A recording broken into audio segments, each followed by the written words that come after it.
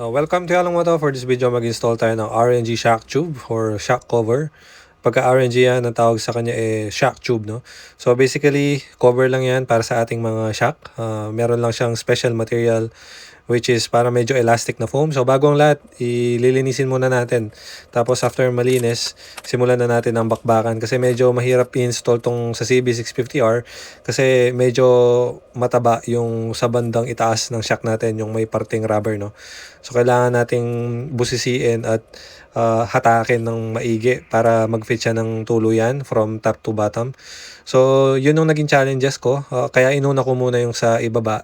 Tapos after nun, doon ako sa may bandang taas. Pero syempre, sinigurado ko yung velcro, maayos ang pagkaka-install niya sa ibaba bago ako nag-proceed doon sa pag-fix doon sa may itaas, no?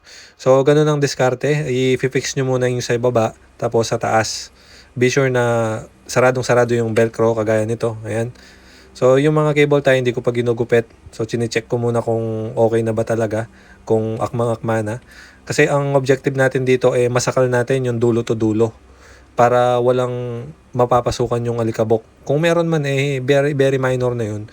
At least, di ba? So, kailangan ko munang alisin tong lagayan ng brake oil, di ba? Para meron akong room.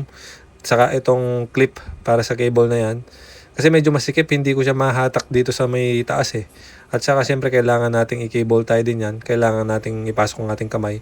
Then be sure may pamputol kayo ng cable tie gaya nito para maayos ang pagkakaputol at hindi na sila makikita.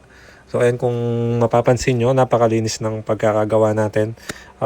Sentrong-sentro yung velcro sa ibaba, no? Tapos hatak na hatak din ang ating cover from top to bottom. Ibig sabihin, yan na yung pinaka the best possible way na i-install sa CB650R.